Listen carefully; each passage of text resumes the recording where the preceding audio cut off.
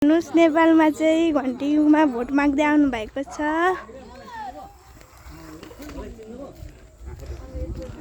मेरो आवाज सुन्नुभएको थिएन के मेरो आवाज बोलेको आवाज सुन्नुभएको थिएन भक्तले भने चिन्नुहुन्छ टिपेको छोरो साइलोलो हिजो चाउला बोली फेरि आज बस्दै आज राष्ट्रबाट आएको त्यस्तो सुनिएको हो।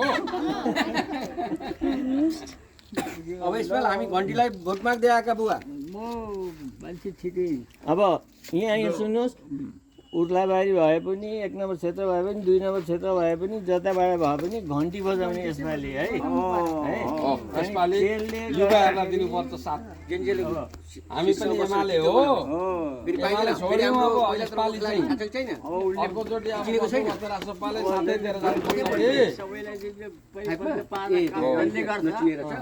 अब पढेका युवा छन्, देश बुझ्ने पनि युवा छन्, देश डुबाउन चाहँदैनन् युवाले। अब युवालाई दिनुपर्छ यसपालिको भोट है। घन्टीमा एमाले हो हामी, तर घन्टीमा आइसक्यौँ हो। वास्तविक कुरो बोलेर जाने हो। अहिलेसम्म हो परिवर्तन चाह्यो देशले। यति भन्दै आशीर्वाद लिनुभयो हाम्रो सिस्टरले।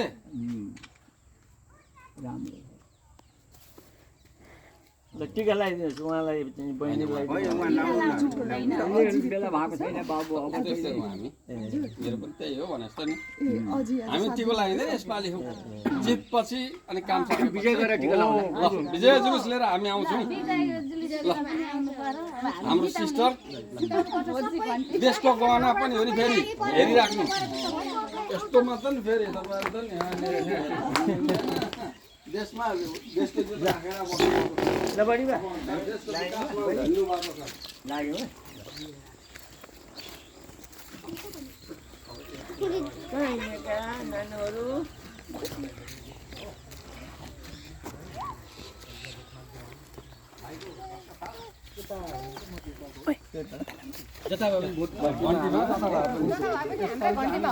हामी त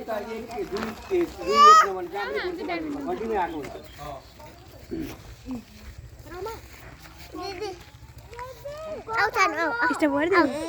के